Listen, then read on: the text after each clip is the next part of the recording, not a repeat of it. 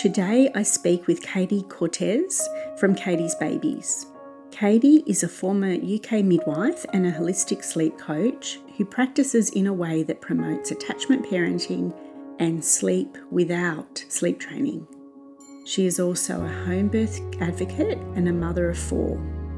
What I love about Katie is her individual approach to each family she works with, her vibrant and fun nature, and her passion for working with families of toddlers as a pathway to setting up strong attachment for the teenage years. If you would like to learn more about Katie's approach to sleep, download her free guides or connect with her. All of her details can be found in the show notes. I hope you enjoy this episode.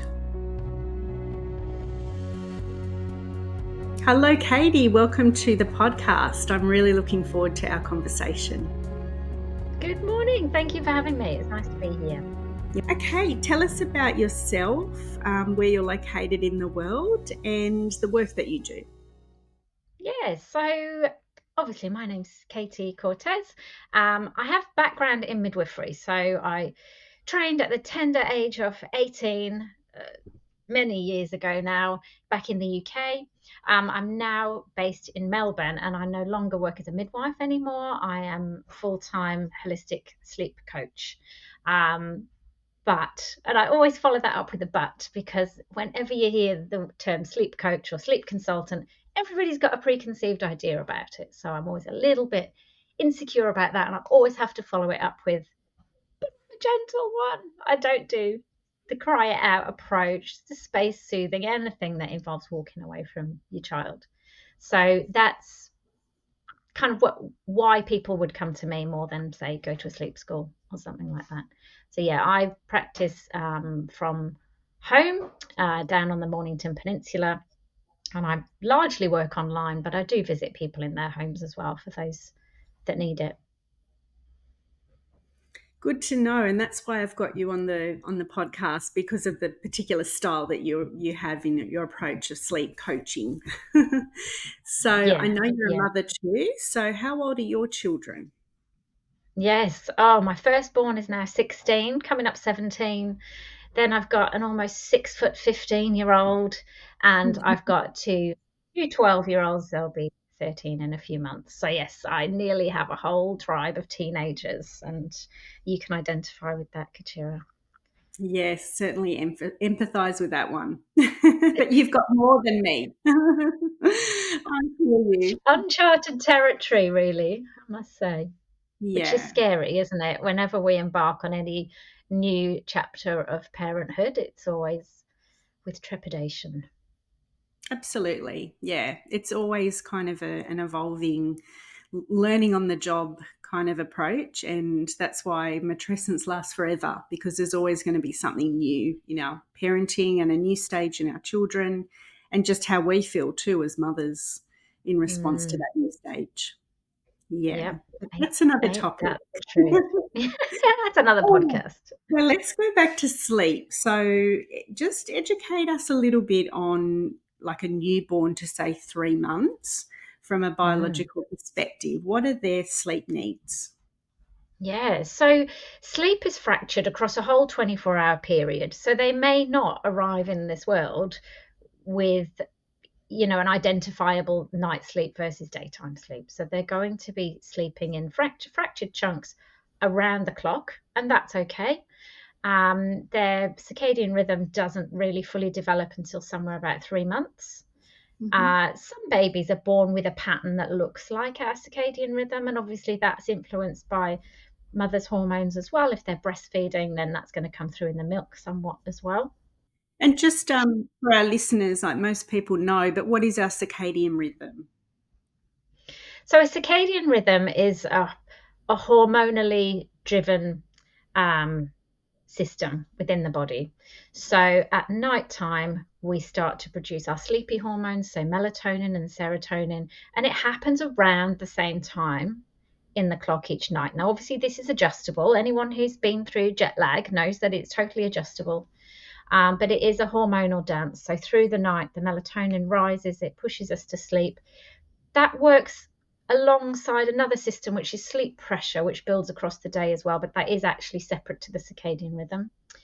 And then through the night, those sleepy hormones wane, and then our stress hormones actually start to climb in readiness for wakefulness. So whereas we hear cortisol is not a good thing, actually levels of it fluctuate wildly throughout the day for basic bodily function. So it's not just oh, that's a stress hormone and we want to avoid it. It's necessary for us to wake up in the morning. So yeah, long Yeah, answer to a short question. absolutely. No, I think it's good to just get a little bit of like, we hear these terms, but it's nice to break it down what it all actually means. And Yeah. a baby doesn't have circadian rhythms, so they're unable to make their own melatonin to put themselves to sleep. Do you know roughly at what point a baby will start making their own melatonin? Yeah, so around about the 3-month mark when all of that becomes established, some earlier, some later. And, when I talk about the fractured sleep across 24 hours, it's good to think that nature's got a plan because obviously human newborn babies are among the most vulnerable of mammal infants. And we don't necessarily want them sleeping long, uninterrupted chunks at night time because in that time we need them to wake up, we need them to reoxygenate because, of course, in deep sleep, our oxygen levels drop, our blood pressure drops. We don't want that for little tiny babies. They need to be waking up, checking in with mum, raising their blood sugars, repositioning, all of that great stuff. So when we see it from a safety aspect, parents then are like, oh, okay. This is them just checking in to say they're okay. This isn't them being annoying, manipulating me, haven't got a faulty one. Yeah, all good stuff. Hey, So that's I really think good that reassurance. reframe. Oh, sorry to interrupt. Yeah, yeah, that's such a good reframe for new parents. It's almost like, okay, it's a great thing that they're waking up, when really, Most definitely. maybe the message is that we want the baby to sleep as long as possible, but that will help parents that are having a very wakeful baby to know it's a good thing. Yeah. It's a good thing. Yeah. And I think a lot of us go into parenthood thinking, no, we're just going to stay us. We're not going to change in any way. This baby's going to fit in with us. And that's where people run into obstacles because they feel like they're failing when they can't make that work. So I Yeah. think it's important to open up those expectations about what it actually means to have a baby in your life. I don't know, maybe it all comes too late once they've got a baby. These conversations need to happen before they conceive, really, don't they? I think But almost yes, we need to be getting into schools and talking to teenagers about this well before the time. So yes, yes. Well, yeah. my niece has just had a baby. It's come as a shock to her, bless her. But the advantage is that we get to hang out with this baby, and my young daughters are looking at me like they look at me like they're young mothers going, oh my God, what have we done? And I'm like, girls, we've only got her for 2 hours. We can do this. It's a real reality check when you realize just how much effort is required for That's a babies. good thing. Yeah. A lot of the Yeah. couples that I work with say that they've never been surrounded by babies, they've never held a baby. It's so foreign to them. So, yeah, get our teenagers to get our young people to be like with other families and make them a part of our life. Yeah. Yes, that's a really good point because I suppose in our society, different age groups don't hang out together like that as much, and we don't have these big families where there was the older kids and the babies still within one family. Mm, So then these young adults go into parenthood with the loud voice of society in their ears saying, well, that's okay, you just sleep train, don't you? If you get a kid mm. that doesn't sleep, well, you just sleep train. Like, I don't know. I'm feeling If you very get visceral. one, yeah, There's, yeah. Oh, yeah, there's so yeah, like many. you just, yes, that's very Mm, triggering for lots of mm, people. It is. mm. But then for others, it's just like, it's a no brainer. Yes, absolutely. You just go and sleep train like anything else. If something's broken, you fix it. Urgh. Yeah. Yeah, It, yeah. So, so, so true. Yeah, in I our mean, I culture, don't. it's quite rife. we may or may not include that in this what I'm about to say, but I think it's valid. There's been actually 2 mums that have come on the podcast now that have said, because they were the eldest of quite a number of children, they had so much exposure to what it was like to raise a family that both of them really didn't think that they wanted to become a mother. But it was based on an educated decision, and they have now become Yes. mothers and they're loving it. But They knew what they were getting they themselves knew, into, and right? they thought about it. They gave it some really reflective thought. Whereas, we just all the rest of us just jump in and think we can do it. Yeah. Yeah, Yeah. it'll be fine. Yeah. Yeah. Oh gosh. How many people do Sometimes this? it's, yeah, I know. But then there's always that moment, isn't there? I remember when my first was young thinking, oh my God, what was I thinking? What was I thinking? And then you kind of long for that old life that you had. I think that's really normal to feel that. Another term that we hear a lot of is attachment parenting. Can you explain that? Because sometimes we hear these words and we don't fully know what that involves. Yeah. So it's a term that was coined by an American pediatrician called William Sears, and it largely refers to a parenting practice that relies on a lot of physical contact with your child. So largely it would be baby wearing a lot of the time, co-sleeping, so that's attachment parenting in a nutshell. There's all kinds of forms of it, but I think it's important as well to distinguish between attachment parenting and responsive parenting. So I did have a client once who said that her mum was very much an attachment parent, but not responsive and not the sort of parent that she wanted to be like. So that was interesting for me to go, what? You can have attachment parents who aren't responsive. So basically you can lug your baby around all day, but you're not necessarily communicating with them or showing them autonomy or being respectful to what they like and what they don't like. So just because really you co-sleep with your child, it doesn't necessarily mean, all the things that you imagine that attachment parenting would represent. So I've probably gone off on a tangent there, but anyway, that's attachment parenting. No, that's actually something I didn't write, but I thought of when I was thinking of which questions to ask you, because there's just so many terms about styles of parenting. And I think it's also important not to get really fixated on only one style, because, things change and we might take little bits from all the different styles, or we might just make one up ourselves. But I was going to ask, responsive parenting and attachment parenting. So you've answered that question really well. So you can be holding your baby, but not necessarily attuned to your baby's needs. Is that what you'd say the differentiation is? Yeah. Yeah. Yeah, so interesting. Yeah. Yeah, I mean, you see parents can disassociate pretty quickly. If you've got a baby that's crying for a while, they would just be standing there rocking, going through the motions. Yeah. Whereas what I get parents to explore when they come to me saying, well, I'm rocking him for hours and I'm bouncing him and I'm patting him and he just won't go to sleep. So I get them to explore, well, maybe he's at an age now, or just his sensory preferences, that he doesn't like any of that stuff. And then they say things like, well, I haven't got anything else. What do I do? I said, well, maybe you just be instead of doing. We're always trying to do things and fix things and put a baby to sleep. But how about you just lie with him on the same surface, whether that's your bed or the floor, somewhere safe, and be curious and kind of almost ask him what he needs. If he doesn't want you to touch him, don't touch him. That's okay. It's perfectly okay for children to get angry and annoyed and frustrated because they're trying to tell us and we don't understand. That is annoying. If we were in a country where we didn't speak the language and the person we were talking to didn't speak our language, it would be frustrating. It's a normal human response, isn't it?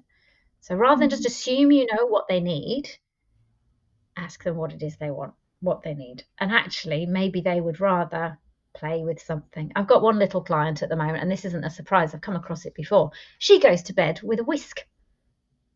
She holds a toy whisk in her hand, and she plays with that while she drops off to sleep. Who Oh, knew? so yeah, wow, that's so Unless you open up those gorgeous. opportunities of like, do you want me to rock you and pat you and shush you and be annoying, or actually would you just rather lie there and play with your whisk and go to sleep quietly? Yeah. So I'm wondering, how would a parent, that is coming into this for the first time, or it can be second, third time, but just not really understanding their child's cues, and maybe there's no verbal language yet. So what are they looking for in their child to understand what that child needs? Yeah, that's a good question. And I don't know, because all children are different. And I think there's always that expectation that as mothers, we should know what they want. But there's no fast track route to expert status, is there? You've got to practice, practice, practice, practice, listen, look, watch. Try not to be too triggered if they're frustrated, annoyed, crying at you. Just take a minute to listen to what they're saying and think about it. Take a deep breath and think about it rather than going, oh my God, he's crying. I've got to pick him up. I've got to stop the crying. Because Mm, we often do that because of the reaction in us. And that can come from, decades ago, why the reasons for why we react like that. yeah, But I think just being open and curious and just knowing that tears are a human emotion, as long as they're supported tears and you're not walking away from your child repeatedly when they're in distress like that, then it just gives you space to find answers sometimes. yeah. I did a post about that recently, about crying. It's just one of those Mm. subjects that we all shy away from, and we want to stop. But in a child or a baby, it doesn't necessarily mean that they're hurting or that something's wrong, something's bad. It's just another form of communication, isn't it? And That's perhaps right. a release, a release, because that's the only way they can get rid of some of that frustration and some of those stress hormones Definitely. as well. Yeah, yeah, Yeah. yeah. So getting it out of the body. And I think the other thing as well is that I always tell parents that it's not an appraisal of your parenting either. The fact that your child is crying is not an appraisal of their parenting. They might simply be saying, my eyes are stinging and I want to keep playing. Why are my eyes stinging? Oh, it's because you're tired and you need to go to sleep. But we know what those feelings mean, don't we? And we kind of rub our eyes and go, okay, I'm going to have to go to bed. Mm, There's so yeah, much they still want to do. It must be annoying to have to tear themselves away to then have a little nap. yeah. Yeah, so what I'm hearing from you is watching, observing, trying different things, not trying different things, giving it a break for a little while, not getting too obsessed over trying different things, walking out of the room if you need to, maybe, and then just practice. It's just trial and Yeah. error. Yeah. Yeah. And also knowing that you don't have to get this right first go. This child's with you for years. You've got plenty of time to work it out. They're not going to turn into a pumpkin if you don't get it worked out by 3 months. Yeah. Yeah. And really, there's so much change going on in that first year that just keeping up is hard enough. Mastery is, well, that's later on down the track. Yeah. Yeah. Yeah, it's so, like, we could go on so many tangents, but just just what's happening in that child in the first year. If we were going through that many changes, physiologically, developmentally, we would be all over the place too. Yes, It's yeah, huge. absolutely. Yeah. There's so many windows of realization opening up in their brains all the time. People say to me that, oh, well, she used to be a great sleeper when she was 3 months old. And Yes. then and then they Yeah. come to me at 4 months going, now it's all gone wrong, almost like they've broken their child or the child has done something terrible. I'm like, yeah, but if you compare your child's brain now to what it was a month ago, there's so many rooms opening up in there. It's almost like you've got a different child now. You've got more of a child than you had back then. Yeah. They're just like little blobs almost in the beginning. That's awful to say, isn't it? But they don't have the realization that they have when they're 4 or 5 months old. they're not looking around going, where's she gone now? Whereas at 4 or 5 months old, they're definitely thinking that. Yeah. Yeah. Yeah, no, I love you sharing all of these things just to give more insight into what's happening with that child, Mm, because we can sort of, freak out and think, what's going on? What's happened? I yeah, had a good baby now. yeah, So let's yes. And talk so, about, go um, on, carry on. sorry to interrupt. Let's talk about the 4-month regression. What is I thought that? you were going to say that. And Yes. what, yeah, So, do we need to oh, freak out about that? oh, it's a term that makes myself and lots of other people twitch, I know, because regression is a word that implies something has gone backwards. And it's highly unlikely that things are going backwards. Um, Generally, the explanation is that all of these, like I was talking about, the pockets of realization are opening up in their mind. So suddenly there's a whole lot more variables when it comes to sleep. The other thing to be aware of is that it coincides with a time of huge development in their gross motor skills. So reaching, grabbing, rolling, all of those kind of things. And there is a change in their sleep at this stage. So in the first 3 months, really they just have deep sleep and dream sleep. There's nothing else going on. But as adults, we have dream sleep, we have deep sleep, and we have light sleep. Mm-hmm. Now, light sleep arrives at 4 months, but it does look like sleep is more unsettled. Now, I think it's more than a coincidence that this arrives at this age, because I've heard or I read in an article that the amount of light sleep increases for athletes when they are honing new skills. So when they're training or they're trying a new event or sport or something like that, this light sleep just really comes to the fore. That's what really helps them upload, in their muscle memory, those abilities. So then you kind of go, aha, is that why this change happens at 4 months? Like I know it happens, but I haven't really read anything to explain why it happens. So I think from what I've read around the topic in general, makes sense that with the advent of all these new gross motor skills, they have now got this new phase of sleep, which is known for its benefits with uploading all of that information. Fantastic. Yeah, so we could call it a progression instead of a regression. Definitely. And so Mm. sleep does become a bit more fractured. But at this time is when people I've just had a message from mum this morning going, well, is this the age I need to start getting them into a routine? Because it feels chaotic. So parents feel naturally that they need to rein it in and get control and make it manageable again. But this is the age that I say, no, no, no, this is the age to get curious. This is the age to go, Mm. okay, you want to roll around in your cot. Okay, well, let's just see how long you want to do that for. And do you need me to do anything, or do you just need me to be here? Because that's the reality. They probably don't need you to do anything, but neither do they want you to walk away. Whereas a lot of people that I work with, they've tried either or. They've tried getting them to sleep in their arms and putting them down, or they put them down awake, but then walk away because that's what mainstream sleep advice tells them. Walk away, come back in 3.5 minutes and do it again. So there's a Yeah. middle ground. There's just being with Mm. them, keeping them company, cheering them on, and hanging out with them until sleep comes and carries them off. Because it's coming. It's coming for them. They can't stay awake all day and all night, can they? It's coming. Yeah. Yeah. Yeah, that's great. It's such a relationship that we have with our child from the outset. And Mm.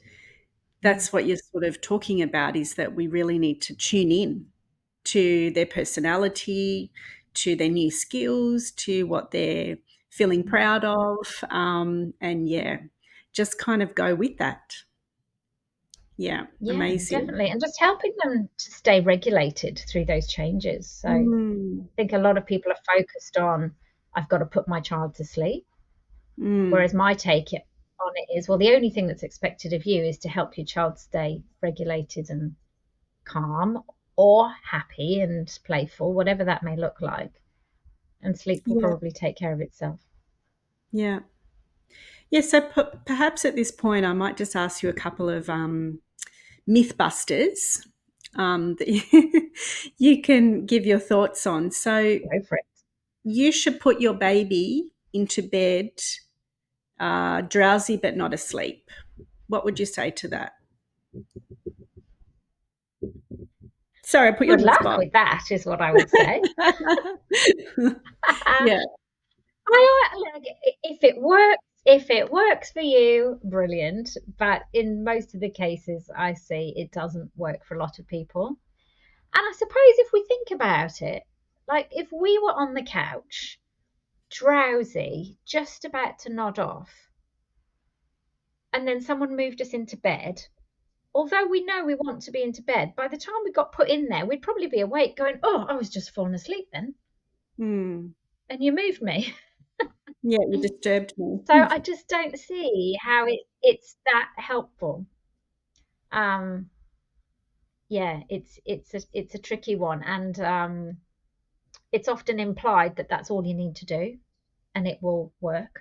Whereas I think there's many stages, and people are always so fixed on getting their child into a cot to sleep. Whereas I think, well, if the child has never fallen asleep in the cot to sleep, first of all, maybe think about getting them to sleep on another mattress with you first before you then transfer them. So it's less of a shock, because if they're falling asleep in your arms and then they find themselves alone on a mattress, whoa, that's really freaky. But maybe Yeah. if they fall asleep on your mattress and then find themselves in their cot next to your bed with you still on said mattress next to them, maybe that's not such a shock. Mm. So there's lots of different ways of working that, of course, but that's just an example of what I would be suggesting, rather than the drowsy, a bit awake. Because usually what happens with that is it's the act of putting them down that really takes its toll on parents. They hurt their backs. You know, they're picking up and putting down this kid like half a dozen times before they actually go out for the night. That's just not a good use of their time when they've supposed to be recovering from birth, getting into their new role as parents, and they've just got this massive task ahead of them purely because they're told that baby must sleep in their cot. Can you spoil your baby by nursing them to sleep? No, not at all. Mammals all over the world put their babies to sleep, feeding them to sleep, don't they? Yeah. So no, I disagree with that one. I mean, there's many babies who feed to sleep and stay down all night, and it really works for them. And many babies feed for naps and stay down. And I think certainly in the first year, it can be really helpful. Now, there are times, often in toddlerhood, where we do see that night wakings are more frequent if nursing is the main way they access sleep. But I wouldn't necessarily assume that that's what's going on if a mummy came to me and said she feeds to sleep. I'd be looking at all the other things first. So, for example, are they expecting more sleep in a across the night than a child is capable of achieving? So oftentimes people are expecting a 12-hour night of sleep from a child and then wondering why they're awake multiple times overnight. Whereas Yeah. certainly with a child that naps in the day, if we then look at potentially putting them down a bit later and consolidate that night's sleep, we may see fewer wakings, Yeah. especially if we have more Yeah. feeds in the evening. You know, look at diet, look at anything else that might be obstacles to good sleep as well. And if once we've looked at all of those things, sleep is still an issue, then it might be time to look at how they access sleep and whether feeding to sleep is no longer as helpful as it was when they were small. Sure. Yeah.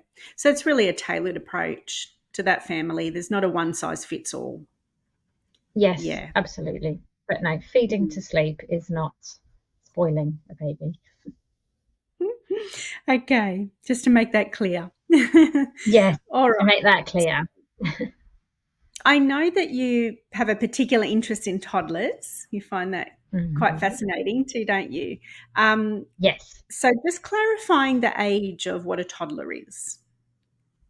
So I usually work on 10 months and up as being a toddler. So anyone from 10 months and over, they're usually, I mean, toddler traits can start as early as like 9 months. You start to see a bit more sassy behavior, a few tantrums starting to emerge, but generally from about 10 months.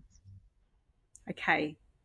And what would be sort of some of the reasons, apart from the obvious, why a family would come to you to get help with their toddler?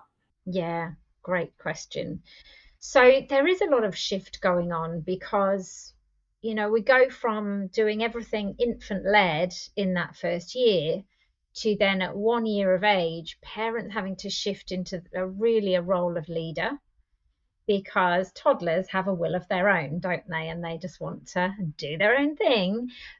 But now is a really good time to step up and go, no, no, no, we are going to run the show now, and this is how we're going to do it. In a way, as well, I think if you get the balance right, you're still helping toddlers feel like there's something in it for them, because they've got a lot of needs in order to have that their cups filled. There's a lot of needs. There's the emotional needs, there's the physical needs. They've got a hunger like nothing else. They've got sensory needs.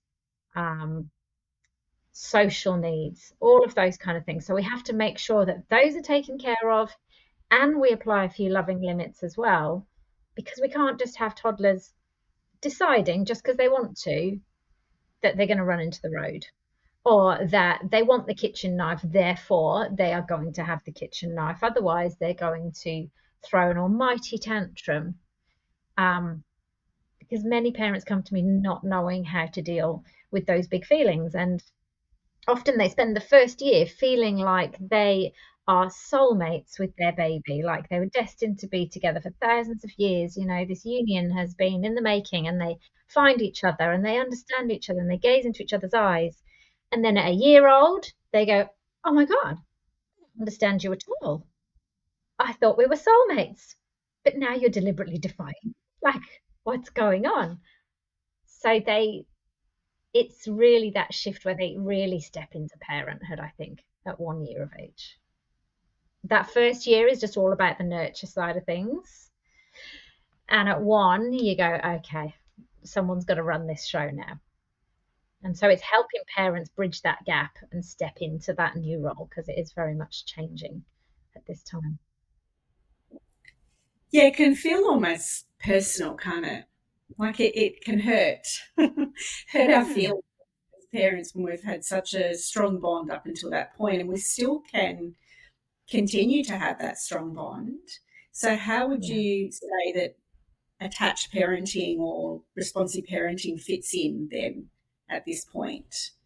Yeah, How do we definitely. And this is a adapt? concern that lots of parents have, that if they somehow in their mind have made their child cry because they've said no to something, they fear that that attachment will be lost. And of course, that is not the case at all. Just saying no to our children does not in any way break attachment. It is far more complex than just a no, mummy says no. Oh, well, I don't love you anymore. They may actually come out and say, you're a horrible mummy. I don't love you. I hate you. All of that stuff. But it is not in any way fracturing that attachment. They can just express their annoyance at us more easily because we are so attached. So I think it's really getting over that hurdle and realizing that no, loving limits actually are part of the reason why your child feels safe with you. There's this circle, this kind of safety net that you've put in place. So they have their boundaries, and within those boundaries, they are free to explore and do what they want, knowing that you have them at all times and they are safe.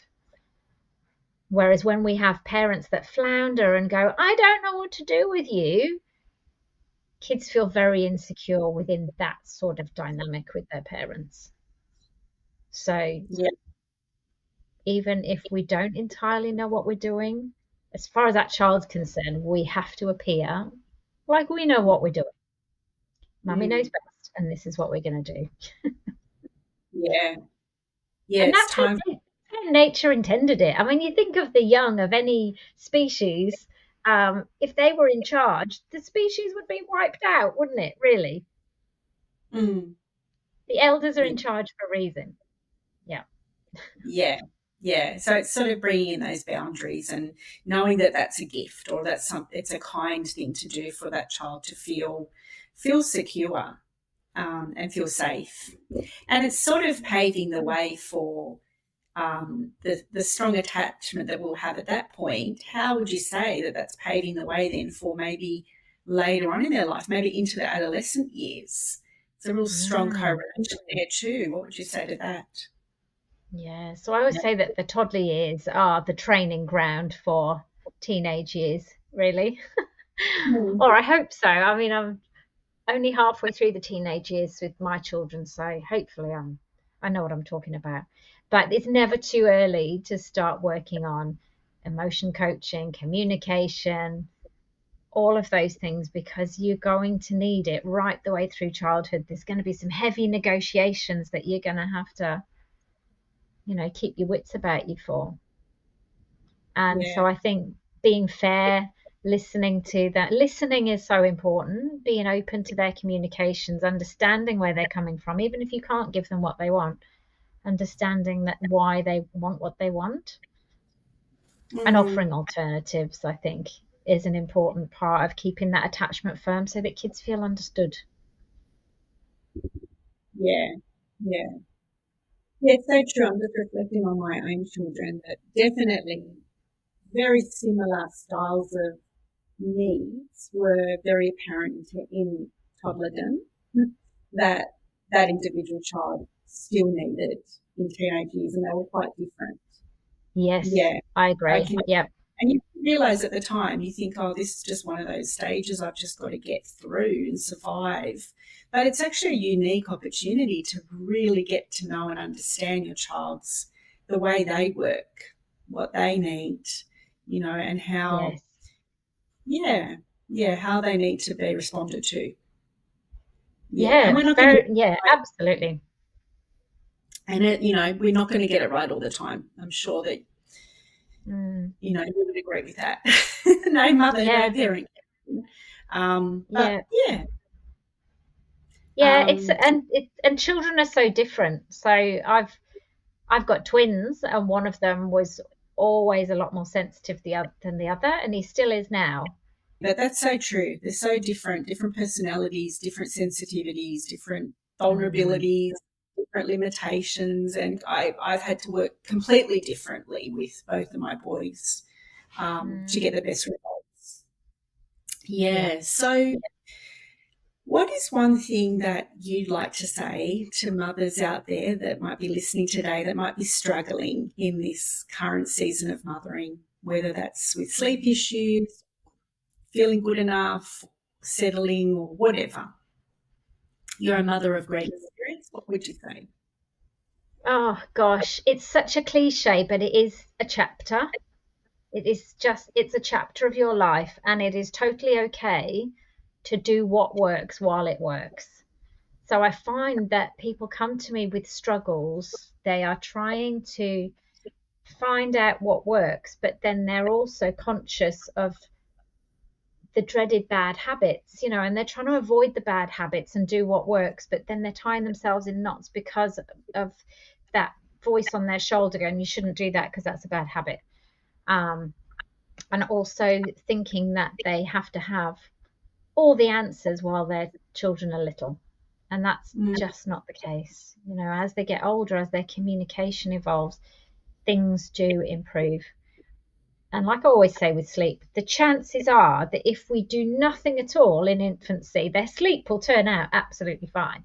This is not something we have to engineer. And I think we can probably apply that to a lot of trials and tribulations as well. We think we've actually got to do something, but probably just being curious and watching it unfold is not a bad thing either. yeah, and So, yeah, we're not doing damage to our child just because we're sitting back and observing for a bit and getting curious. yeah, yeah. Mm, But then also in that as well is we have to look at our own needs. mm, And people always say, oh, you've got to look after yourself. That's really hard when you're a mum and you've got a child just wanting from you all the time.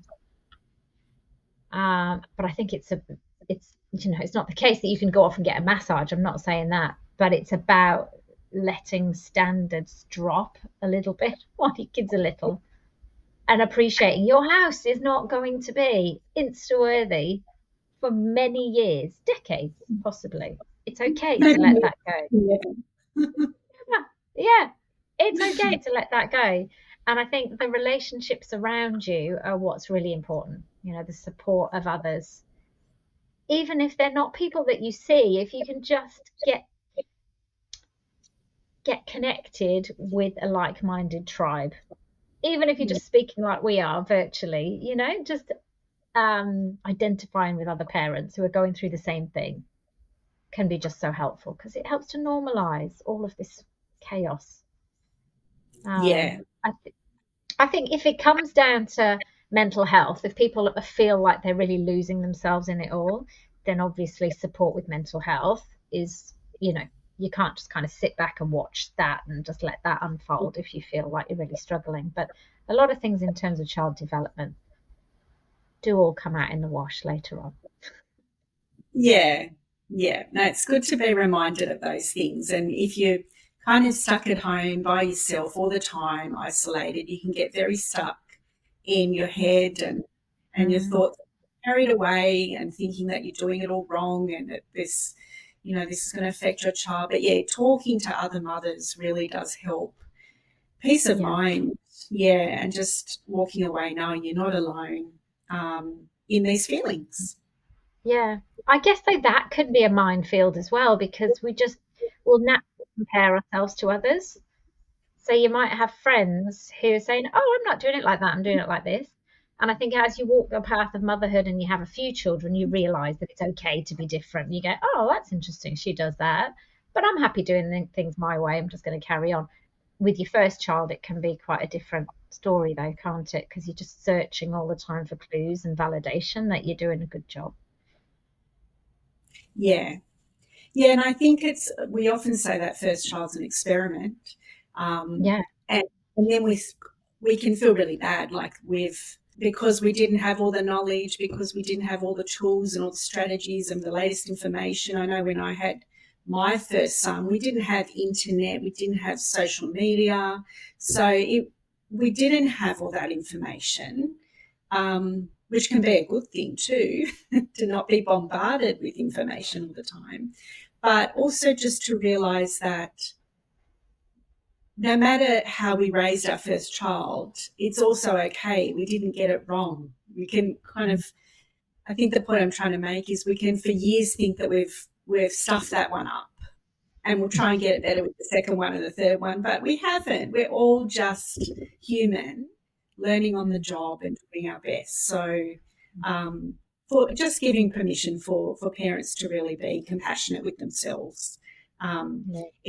Kids are more resilient and a lot more complex than just something we said one particular day. That's right. And that's where, when you've got secure attachment, it's okay. They're quite forgiving. If you acknowledge your mistakes and you apologize and you make sure you have that reconnection, you can move on. Yeah. You can move It'll on be with, okay. and your attachment won't be affected at all. Yeah. I've loved talking with you. You have so much warmth and enthusiasm for your work and for your family and just life in general. I would definitely come and see you if I was in a situation of need. So if someone's watching this and thinking I'd love to connect with Katie or work with her, how would be the best way to do that?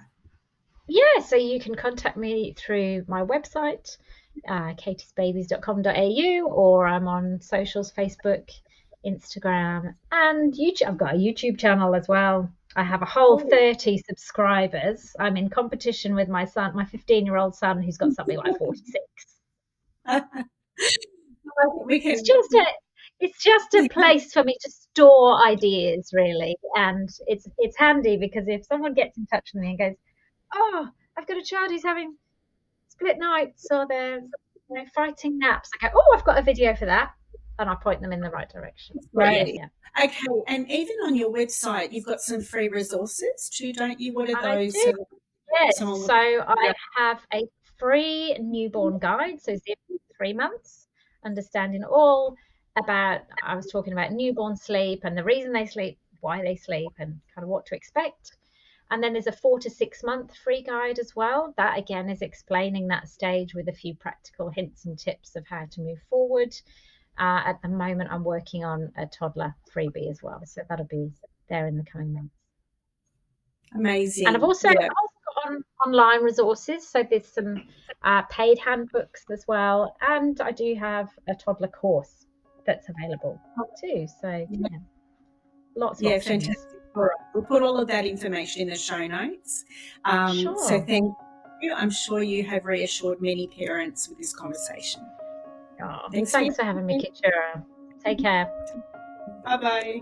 I hope that you enjoyed this episode and that it offered something helpful to your own mothering experience. If it has left you with any insights or questions, please do reach out via my socials at Motherhood with Katura. And so that we can get these conversations out to more mothers, I'd be grateful if you could like, share and review this podcast, and we'll see you next time.